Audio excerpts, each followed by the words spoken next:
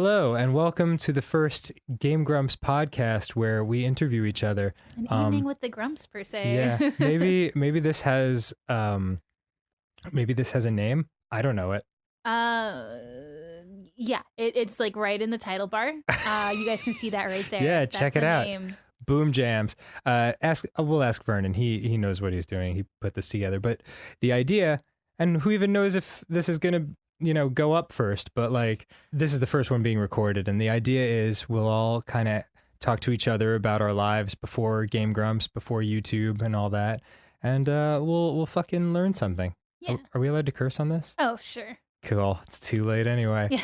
So I am Danny Sexbang, and with me is the lovely Suzy. Yes. Hi. Mortimer. Yeah, I'm Suzy. Also gone by Mortimer online for over half my life now. So yeah, you can find me on Kitty Cat Gaming and Game Grumps. And I know you told me this before, but where did Mortimer come from? So in elementary school, I was really into Dragon Ball Z, and all of my friends were guys, and we were all making our own Dragon Ball Z characters, and I decided mine was going to be Raditz-ish. It's in like another character, Dragon Ball Z. I don't know if you are familiar with the series. I'm learning. Like I'm learning with everything. Yeah, so basically it was just a character that already exists, but a girl.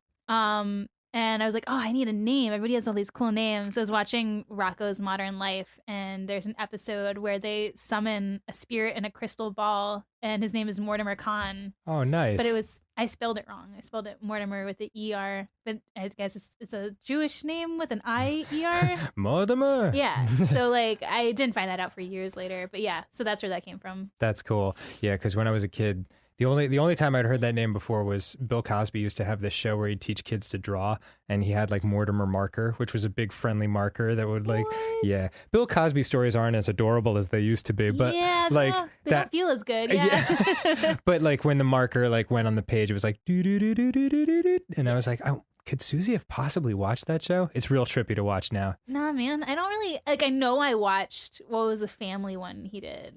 Oh, the Cosby Show. Yeah, I watched the Cosby Show. Yeah.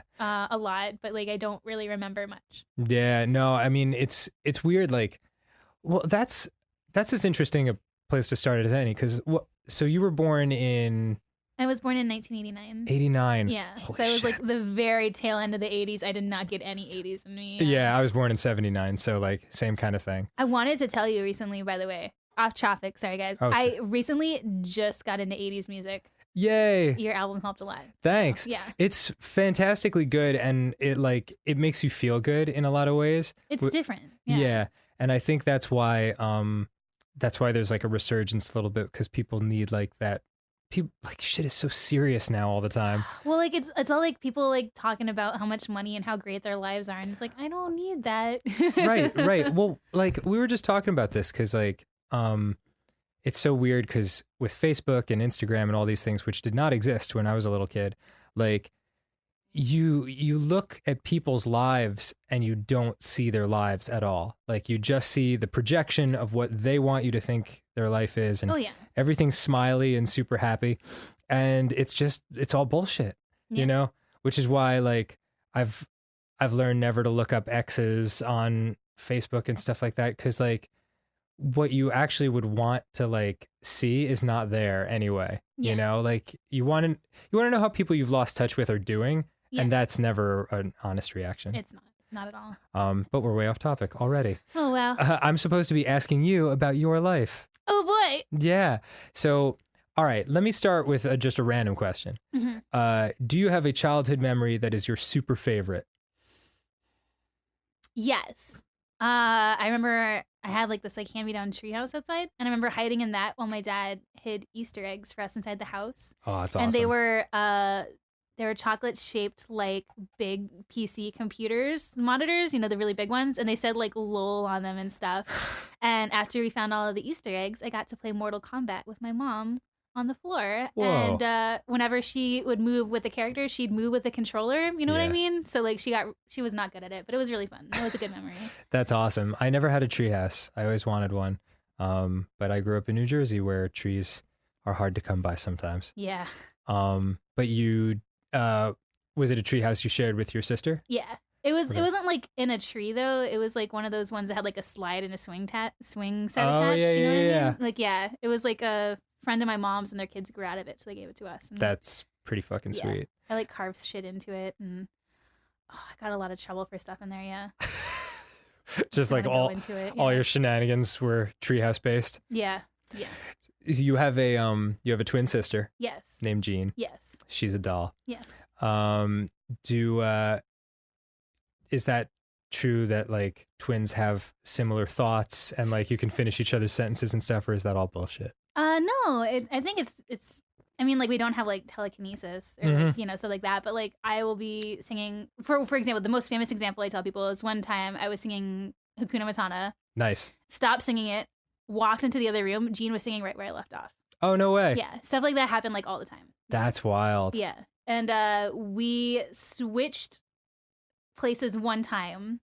In elementary school, I had to go to speech class because I couldn't say the difference between free, as in like something's for free, and the number 3.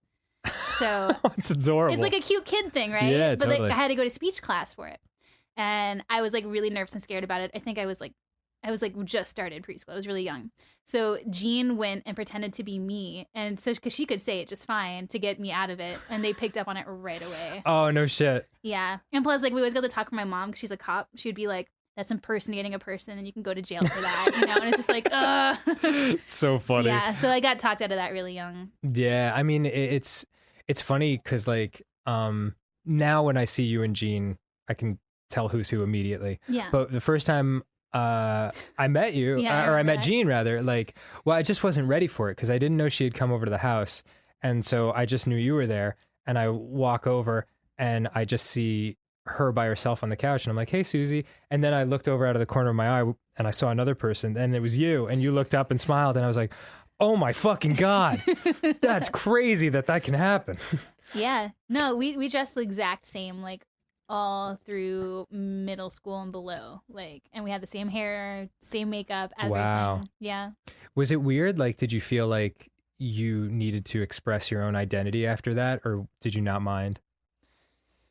I never really thought about it too much. Like, yeah, like we both kind of like went different directions with style, but only because like if we both had different clothes, then we had double the wardrobe, so we could wear double the things. I never thought of that. Yeah, so like we would both, instead of getting, you know, 2 of the same outfit, we'd start getting, you know, way different ones and different shoes, and then we could just have way more clothes than anybody else we knew. That's probably pretty, why I'm so into clothes now. that's really cool. Yeah, that's another question I wondered, because like when I was a kid, we were told that like a sign of creativity is just like becoming like deeply obsessed with something for a little while and just like exploring it like fully. But that's, so you love like the occult, you love dark shit. I would say out of our entire group, you're the one who's into like the darkest stuff. Probably, yeah. You'll be like, check out this video of this dude actually dying, and we're like, no. I get that from my dad though. Is that right? Yeah, my dad and I will send like snuff films to each other. That's so funny, because your dad who I've met on multiple occasions, is one of the sweetest dudes. Yeah, you guys, my dad is like literally Freddie Mercury mixed with Snake from Metal Gear Solid. Like, that's my dad. He's but yeah, swell. he's really sweet. I love my dad to death. Yeah. Yeah, so I guess it just has nothing to do with how nice a person you are and how fucked Just up the shit you're into. Yeah. Yeah. Like I wouldn't. Well, never mind. I would say I wouldn't kill somebody, but maybe I would. You never know. Yeah, We're all animals. Yeah, I mean, if this whole YouTube thing fails, I mean, got to make money somewhere. Fucking, Yeah. was it like a mercenary? Yeah. Contract killer? Yeah. I could, yeah. Ross said he met somebody who was like that. Are you serious? Yeah, he met like a mercenary. Like their job was just like to like kill people. That's fucking crazy. Yeah, you should ask Ross about that later. Yeah, Sorry. yeah. Whoever interviews Ross, we'll give that to him. But like, so, you're into that dark shit. You're into clothes. You're into makeup. Like, were those the things you were always into, or has that changed over time? No, those are things that I've always been into.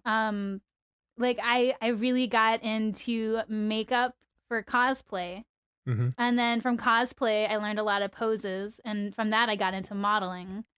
And then from modeling, I got bored and just kind of went a completely different direction. Yeah. And didn't know what I was going to do. Couldn't make a living selling my paintings.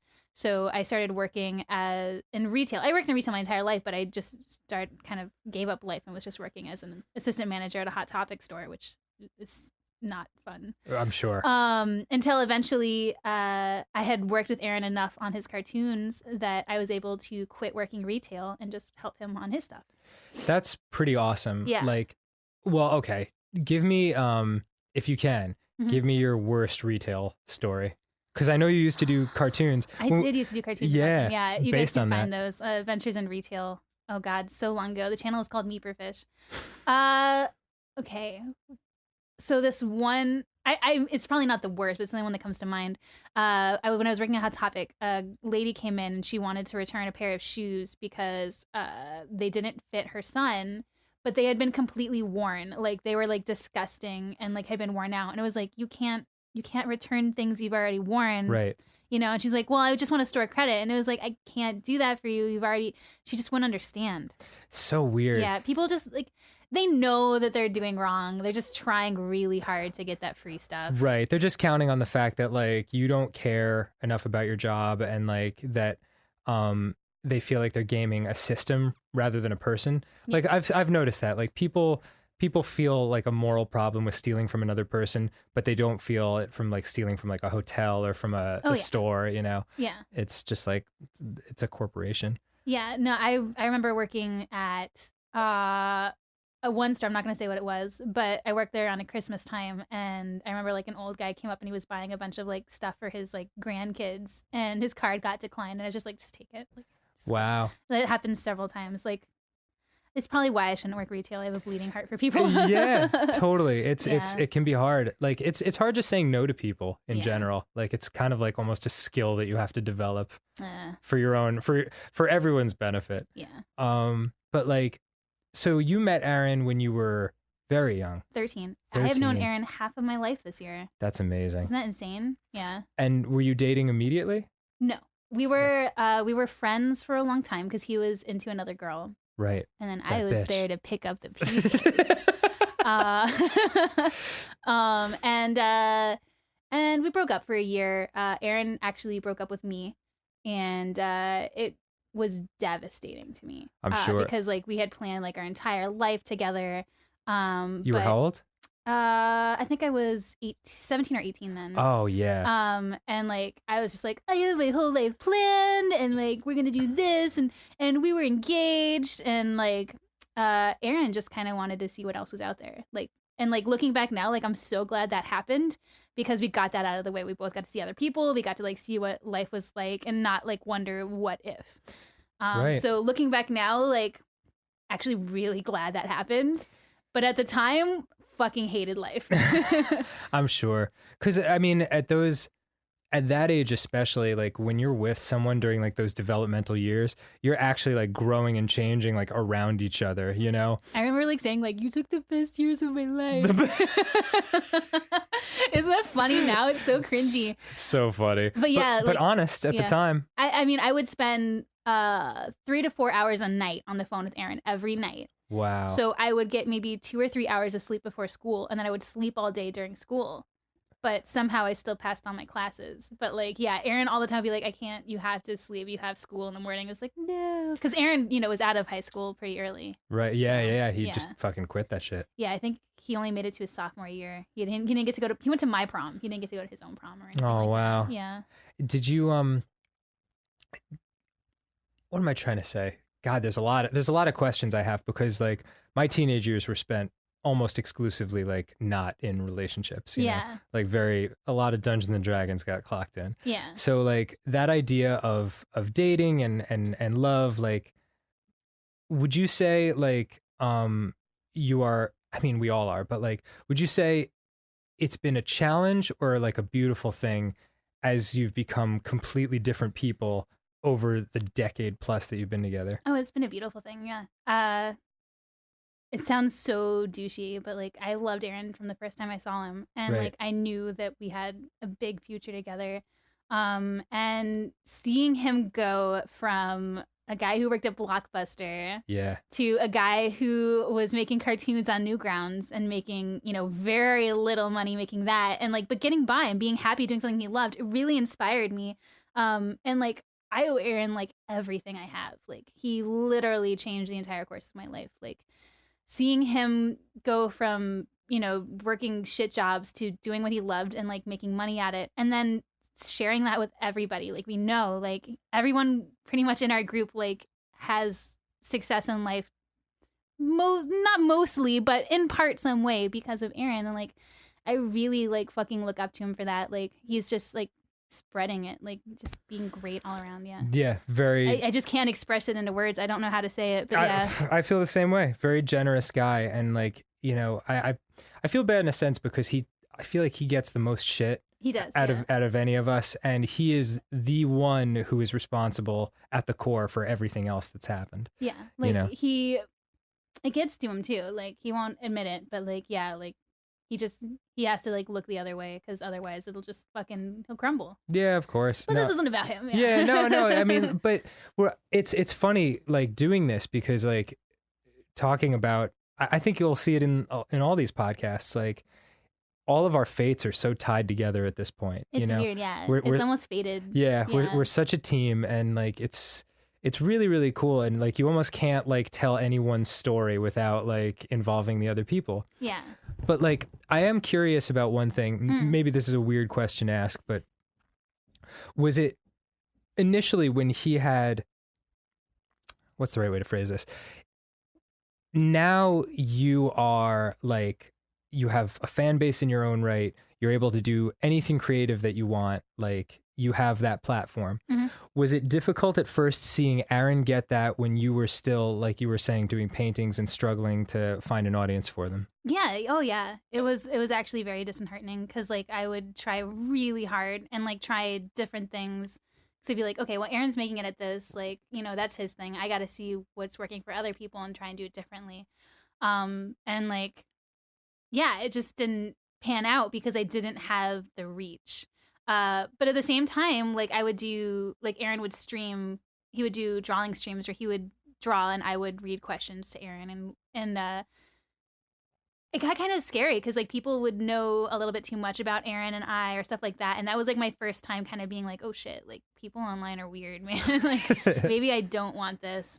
So like, yeah, at the same time I envied him, but at the same time I was kind of okay with it not being happening for me. So. Yeah, there's no real way you can prepare for living a public life. Yeah, and I don't think anybody wants to be famous when you know what it means to be famous, Yeah. Well, there's certain aspects of it that are so wonderful and others that are just like, it's not good if you think it's going to fill a hole. Yeah, it's not, like what you're actually looking for can only come from within, and it's not going to come from recognition from other people, even though like there's so many things in like our society that tell us that is the case. Yeah. So many kids just want to be famous. It took me a long time to learn that. Yeah. Like that, like you can only be happy when you're happy with yourself, not with when other people are happy with you. And a lot of people at home listening to this might be like, that's bullshit, and like not understand what it means, but you'll get it one day. Like, it was a very hard lesson to learn. It's hard. It's hard for all of us. Like, and I think we've all like come a long way in the past couple of years, you know? Oh yeah. I've seen big changes in our group for the better. Yeah, absolutely. Like, can you pinpoint a time when you started to feel like that shift inside where you're like, I think I'm happy with the way things are going? Oh, it was only after therapy. Wow. Yeah. Awesome. It was only after like therapy that I could like realize like, holy shit, like why do I care so much what like all these people I'm never going to meet think about me? I should just make myself happy. Right. And not do shit for them. So yeah. Therapy's good. Yeah. Everybody should do it. Yeah. Yeah. I'm a big proponent of that too. Yeah. Like when you first started out, like, I mean, you could have been happy being a painter though. Yeah. Like, oh yeah. I think all the time I would love to go back into painting. Cause like that was like, it's like what I mastered and like everything like that. Like, that was my jam, but it's also really stressful. So I don't know. I completely understand. It's stressful in the sense that it takes so long to create one piece. Well, it's just so easy to mess an entire piece up and lose a lot of work. It's like recording Grumps for a whole day and then losing all of your footage. It's just like that. Been there. You do one line, you mess up, and then you're just like, oh shit, now I gotta spend like 2 days fixing this. Like, yeah. That's wild. People like think it's so relaxing, but for me it's like, oh, I gotta like look at the color wheel and like see what colors like match with this one, and like I don't know. It's more science for me than it is relaxing. For Interesting. Sure. Yeah, I don't find it relaxing. It's more it's not a chore, but I don't know. Yeah, you haven't found the approach that lets you just be free when you do it. Like I finally found like my style and everything, which is a more realistic style, which is hard because our group is all cartoony. Yeah. But yeah, no. Maybe someday I'll get back into it. That's I'm thinking interesting. about it lately. So tell me, let's go deep childhood style. Mm-hmm. So you grew up in Florida. Yes. And do you miss it? No. Okay. I miss Disney World. Yeah, because like, I went to Disney College and would go there all the time. So I miss that, but that's about it. Yeah.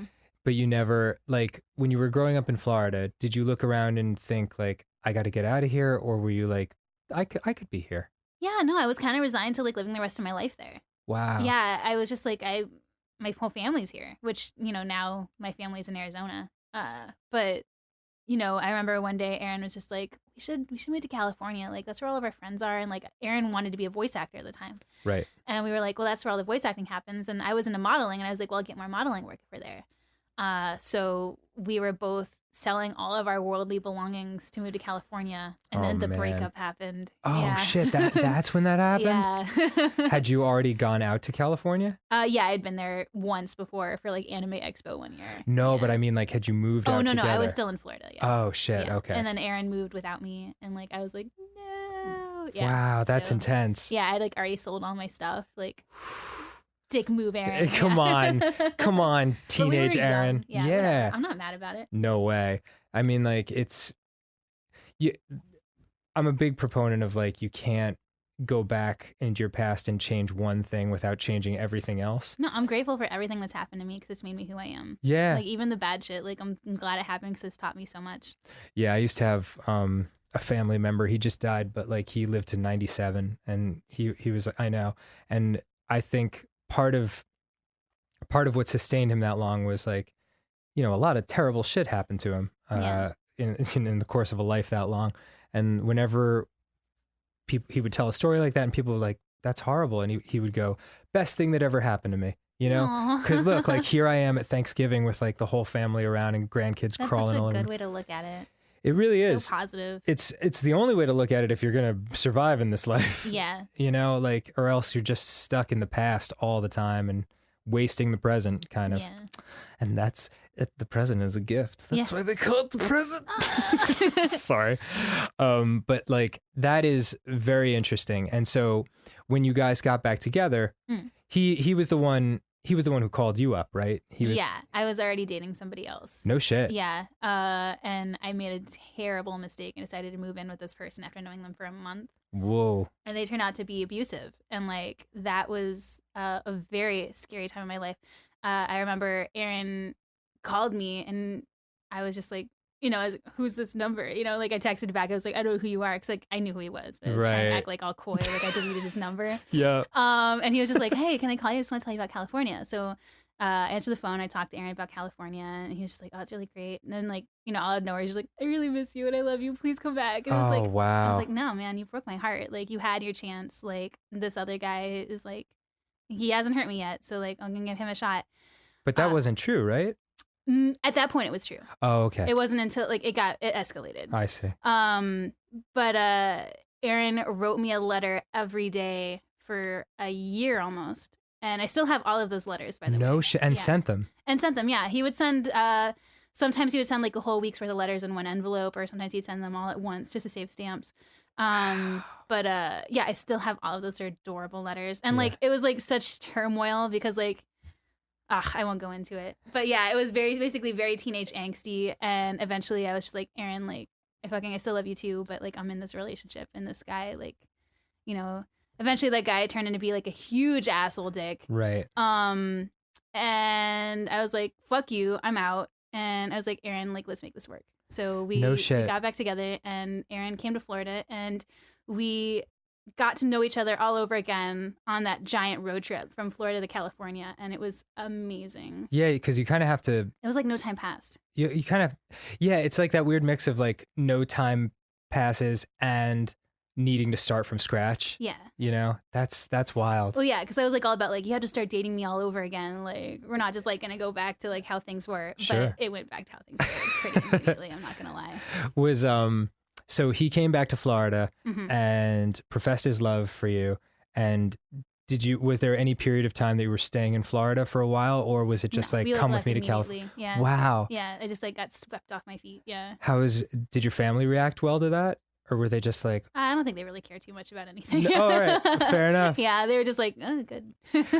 What? Well, they were more like, why didn't you tell us that guy was being abusive? And like my response was like, how do you tell your parents something like that? Yeah, it's easier like if said you're in than an abusive done. relationship, you should definitely work hard to get out of it and don't feel like you have to be stuck in it. Because I definitely felt like I was stuck in it, and it can happen to anybody. So definitely talk to people about it if you're stuck in that situation. Yeah, fuck that shit. Yeah.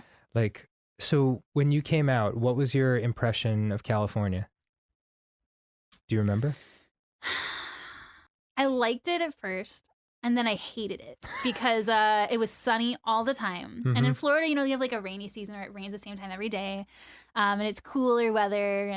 But in California, like I moved in the summertime, like about this time. Yeah. And like it was just like sun beating down on you. We lived in a really shitty 2-bedroom shoebox size apartment, like as big as this room. You guys can't see, but it's not a very big room. We lived in there with another couple. So 4 people living in like a shoebox in hot weather. Our air conditioner was always broken. Like it was shit. Yeah. Yeah. That's rough. I had a similar experience when I came out here, like just the summer. Like my uncle, who I was staying with, didn't have central air, and it's like unbearable. It's like being in hell every day. Especially in California, like because like usually you don't have a wind unless you're close to the ocean. Right. But right after I moved, like I got pretty much right away into modeling, and I got signed with 2 agencies. That's great. And I did a lot of work for a lot of big companies, and I started making big money. And like I knew I started making big money when I was able to buy Aaron and I a bed, because we were sleeping on a futon. So I bought us a bed and a mattress, and I like felt like a god. I was like, yes. Yeah. But like it got boring. Like if I'm honest with you guys, like the reason why I stopped modeling was because it got boring. Like, and I am not a people person. Go figure. But like I hated like having to go and meet new people every week for jobs, and like I just didn't like it. So it's like, fuck this. Like I'd rather work retail now than do this. Did you feel like exploited at all? No, because like I could always say what I wanted to do. Oh, there was this one time. Okay, so this guy emailed me, and he was like, okay, I'll give you $1,000 to take pictures of your feet. And I was like, fuck yeah, like shit, just take pictures of my feet for $1,000. I mean, I knew what he was gonna do with them. Of course. Come on. Yeah. But he was like, okay, and we like talked back and forth for a bit about like the job, and I was like, okay, great. Well, like I'll be there next week. And he was like, one more thing. I want you to step on my face while I masturbate. And I was like, nope. And I closed the window so fast. That is not a one more thing. Yeah, that is not a one more thing. That you got to lead with that shit. Yeah, but like, good God, so man. funny. Yeah, I can look back on that and laugh. At the time, I was just like, what the fuck? Yeah. It is very strange. Like, and probably one of the weirdest things for me in all of this is knowing that like several of my friends who are women have feet wikis. Like, yeah. My feet wiki's up. Yeah. I do not. So I don't weird. get it. I don't get it either. I don't have a foot fetish, but I'm sure if I did, I'd be very pleased.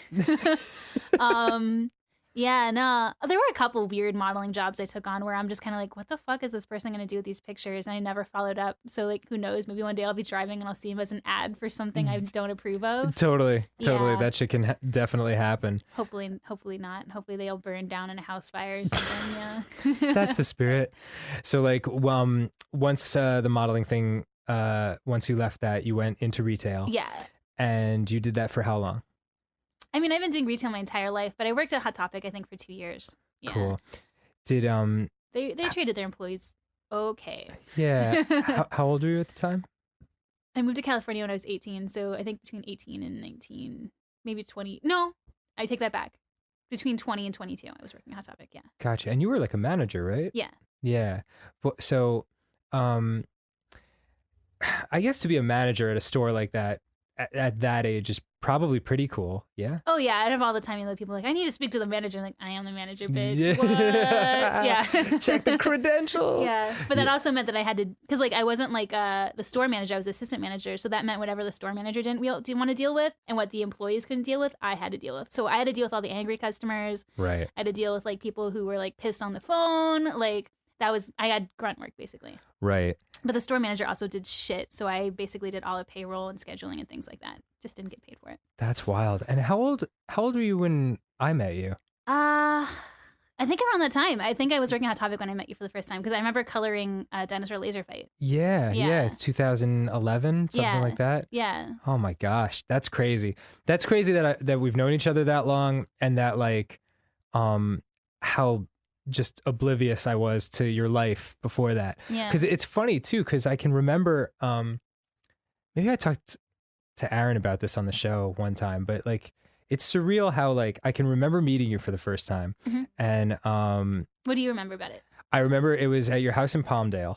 Oh wow. Yeah. I remember like I think I only met you for the first time in Palmdale, but I had started working with you on Dinosaur Laser Fight while I was in Burbank. Right, remotely. And Aaron was like, "This is my girlfriend Suzy," you know, and you were sitting on the couch, and you were dressed very cool, and like your hair was awesome, and your like makeup looked good, and I just remember thinking like, that girl's cool, you know. And it's funny to, I mean, 5 years, it is and it isn't a long period of time. It is, yeah. You know, and like the idea that like now, I mean, you're family to me, and like now you're Aaron's wife, and like it's so funny to like think back and just be like, holy shit, like that stranger in that moment who I had that reaction. It's just a me psychology thing where like I grew up a nerdy kid. Yeah. And like anytime I saw a girl who was dressed in a like just this person is cool, I would immediately have that like, I don't know what to say, you know, like that kind of shit. Yeah, even though like, you know, it just goes to show you, because I mean I'm 10 years older than you are, you know, but you can still but you're still like I gotta start saying I instead of you. Take responsibility for my statements. I still felt at the time, now I'm much better, but I still felt like that super awkward, like 13-year-old, you know, and you can still feel intimidated by like someone who's your junior. It's so funny, psychology, but like, I just remember that moment and just being like, whoa, but I didn't have a sense that we were going to be like lifelong friends or anything like that. Like because at the time I didn't even know that I'd be moving to California, you know? Yeah. That was a very strange time for all of us. Like I was very sick at the time. You were so sick. Yeah. And now I'm a lot better, but like at the time I didn't know where my health was going to take me. I didn't know like, I didn't know what I had, like anything like that. So it was very serious and scary. So to look back and see how things turned out so well for everyone. And it's crazy too, because I can think back like to the moment when we were all sitting on the couch and Aaron and John were like, let's do Game Grumps as a show. And I'm just sitting there and I was like, what's Game Grumps? You know, like, and like having no idea the effect on my life or the effect on all of our lives that one conversation would have, you know, because, like you were saying, Game Grumps kind of like breathed life into all our individual projects and let people get to know us as time went on. So it's amazing how fast all of this shit happened. Yeah, it seemed like okay, so Aaron moved to California to be a voice actor. Instead, he started animation because that was where the money was. Met a lot of animators, became a lot of friends with a lot of animators. I remember Aaron came to me and he was like, he's gonna be animating this music video, Dinosaur Laser Fight, and he was asked if I would do some coloring on it for him. And he was like, I love this band, like they're gonna really go places. And I remember like checking out your YouTube page. I was like, oh yeah, I love like the Sacred Chalice and stuff like that. Man. And that was like the first time I ever saw anything of yours. But I was just like, like I don't really know if anything's gonna happen with this because like you live so far away and we don't do anything musical. Sure, you know? sure.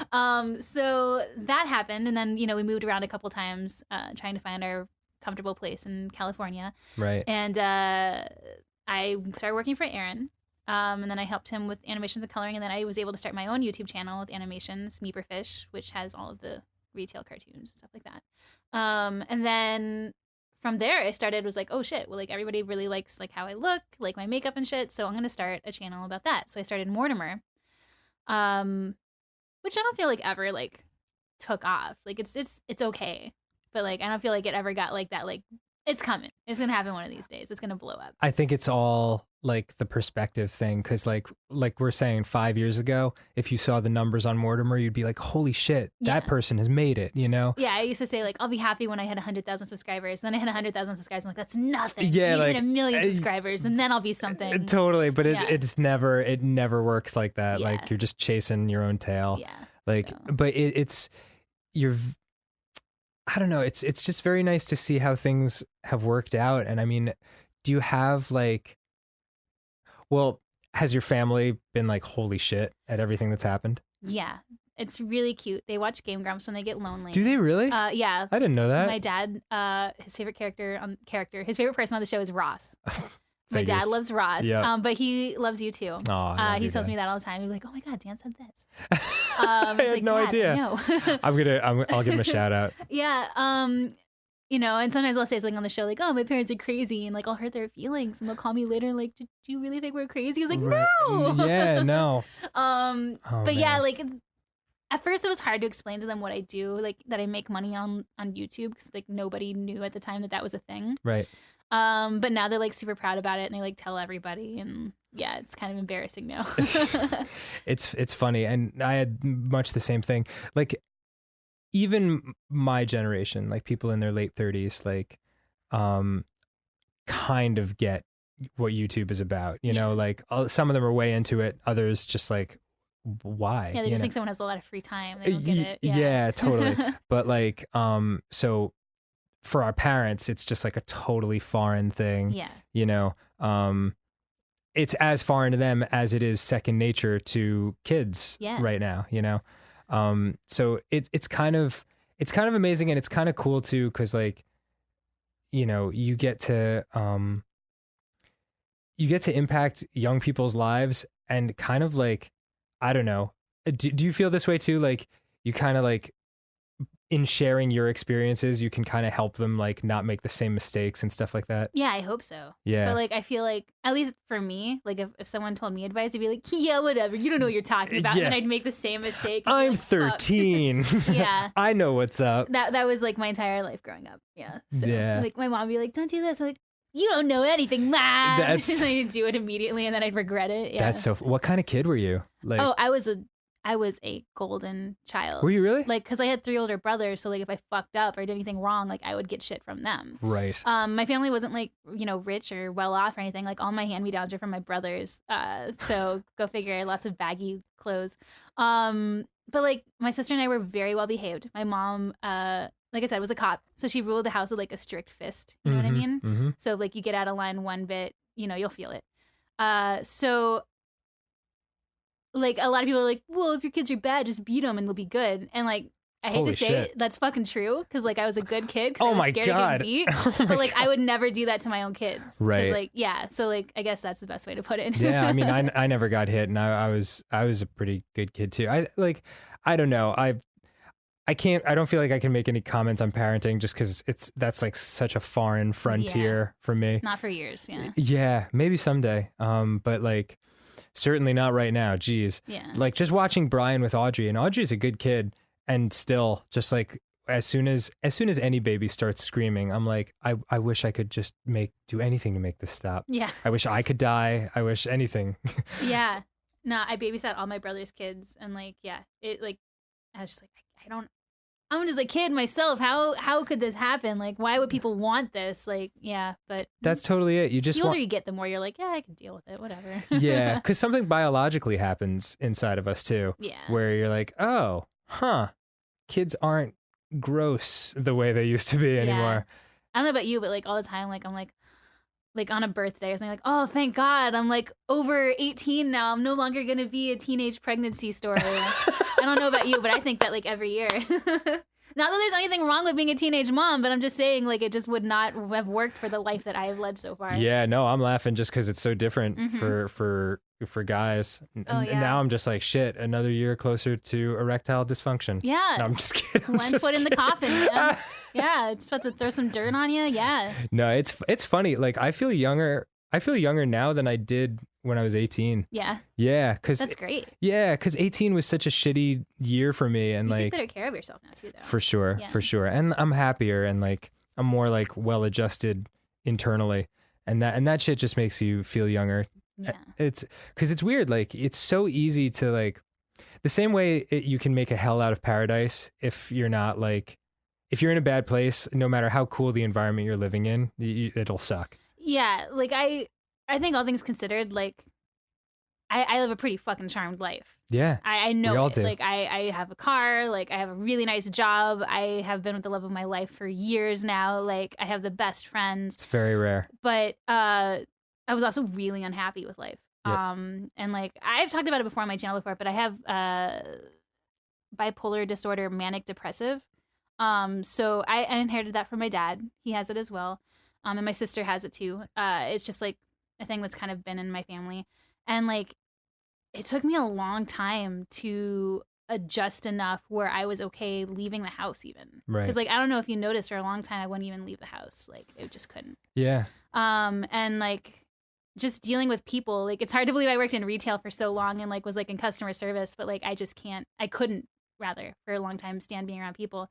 And it took like being on antidepressants for a while and going to lots of therapy to actually get to the point where like I'm okay with myself. Like I may like so like confident in my pictures online, or like I might look like all put together and stuff like that, but like it was all kind of a farce. But like now I finally feel like content in myself. Yeah, I can see it in you for sure. And like that brings it back to what we were talking about at the beginning, you know, like that that projection of what you want people to think your life is online. Totally. Yeah. And that's why I think so many people get fucked up, because they look at things like social media and everyone is projecting their best selves. Yeah. And you yourself look at that and you're like, everyone's having a wonderful life except me. Yes. Like no one feels sadness. Yeah. No. Yeah. And it's so total bullshit. Yeah. Total bullshit. Problems don't go away because you get money. No. And like, you never really know anyone else's pain until like you really deeply talk to them and like get to know them. But I think a mistake a lot of people make is they look at famous people who they've never met and they say like, that's the life I want. Yeah. Not necessarily, you know? Yeah, you don't know what their life's like. Like, I mean, like fucking Tom Cruise is great, but I would hate to be him. Yeah, I don't know. Fucking who knows? Like, I remember when I was a kid, like, or not even a kid, but in my early 20s, like all I wanted to do was be Kurt Cobain. Yeah. Because he was such a fucking awesome talent. Yeah. And so gifted. And now I'm like, fuck that poor guy. You know, he was like the one person who didn't get to enjoy any of that shit. Yeah. Like his life is fucking tragic. I could talk to you about Kurt Cobain forever. We can do that off camera or whatever. But like, this has been enlightening for me. Oh no. I'm glad Verdon wanted us to do this. Yeah, this is fun. It's very therapeutic in its own right. Totally. All right, let's go deep before we end it. What, when you were younger, was your biggest dream that you wanted to achieve, and have you achieved it? I wanted to be something beautiful, like a magician's assistant or a pirate, as in Cutthroat Island with what's her name? She always plays presidents. She's a female. She had curly hair, long hair, really big in the 90s. Oh, Gina Davis? Gina Davis. Yeah. She made me want to be a pirate when I was a kid. She always plays presidents. Yeah, she's a badass boss. But yeah, like I always wanted to be something beautiful, like just basically a sex object. Like when growing up, I always wanted to be like a desirable, sexy woman. Wow. That was my goal in life. And like now it's just like, why the fuck? Like that means nothing. Like that's not a goal to have. Like that's really sad and shallow. But like that was how I was brought up. My mom taught me to hate women. So that's also been another huge revelation for me to get over, considering I have a twin sister. Yeah. Holy shit. Yeah. So yeah, like growing up, I wanted to be something that was honestly unattainable. And I think that pushed me a lot to do the things that I wanted to do in my life. And like, that's always been a driving force. Like I remember telling my mom I wanted to be a model and she just laughed at me. Wow. And I fucking became a model and I made big money and I was like, fuck you, I did it. But you know, now like she's a different person. I'm a different person. Of course. But yeah, like I feel like my life has changed insanely in, you know, just a short amount of time. So yeah, like what you may think you want now, you're not going to want later, probably. For sure. And like you start to realize the motivations behind you didn't necessarily want to be beautiful or a sex object. You wanted to be loved. Yeah, I thought that's what love was. Totally. Yeah, because of abuses I had. Like, I thought that was love, and it's so not. Yeah. Right, because it doesn't really matter whether, you know, you're beautiful and sexy in the eyes of the world. It matters that you're beautiful and sexy to Aaron, you know? Or to myself. And, yeah. and yourself. Yeah. Yeah. And you are in both cases. Yeah. No, I'm very happy with how I am now. And Aaron is too. So, Yeah. I mean, like, fuck, I'm very happy right now. And yeah, I don't know. I feel like life just keeps getting better and better. Like, newer and better things keep coming our way. So yeah, and it's a big thanks to Game Grumps for that, because like I feel like I would not have had the audience that I have now if not for being on the show. For sure. I feel like we all kind of did, but certainly for you, like I've seen you face like a lot of fucking old demons in these past 2 years. Yeah. And just like, yeah, it's the hardest thing. Yeah. And I fucking super respect it. And I'm glad you're happy and I'm glad you're in a good spot right now. Thanks, and honey. You know how life is. Yeah. Things will get shitty again and then we'll fucking fight through that and then they'll get good again. Yeah. Oh no. I used to always say when I was a kid, or rather when I was like a preteen talking to Aaron on the phone, I'd be like, after every bad thing happens, an equally good thing will happen. So if you fucking lose a job interview today, something even better, equally as good will happen tomorrow. And I still feel like that's true. Yeah. It kind of balances out. Yeah. You can't have the good without the bad. So totally. Well, lady, I love you. Yes. We did it. Good podcast. Yeah. Good podcast. Yeah. And I hope you all enjoyed this show, whatever the fuck it's called. Yeah. Well, it says right above. I mean. Oh yeah. You guys can see it there. We don't have to bother saying it. Grumps interviewing Grumps. Yeah. It's not called that, but fuck it. An evening with Danny and Suzy. Yeah, there you go. Yeah. Oh, before we go, one Sure. final thing that's really helped me like get better with dealing with people, and if there's someone out there who deals with this too, just it took me a while to realize this, but like everybody is basically the same person, just with different circumstances. So you see that homeless person on the street, that could just as easily be you. So be kind to everybody. Yeah, I get what you're saying. Like we all have the human experience, and so much of the way a person's life plays out is the hand that they're dealt at the beginning, you know, and the circumstances that you have to deal with. You could just have easily been that person. So, yeah, of course. Be nice to everybody. Yeah. Do your best. Do your best to be nice to people and be good to yourselves, because that shit's really important. Well, thanks, Dan. Yeah, thank you. That was kind of fun. It was fun, yeah. I guess next time someone will be interviewing someone else. Do you know who you're interviewing? Yeah, I'm interviewing Barry. Oh, nice. Yeah, so I'll see how Barry feels about Grumps and how it affected his life. That's cool. Yeah. I'm going to be interviewed by Aaron. So finally, I'll get to fucking sit on a couch and talk with that guy. Oh, thank God. What finally, an amazing change of pace. All right. See you later, everybody. Bye.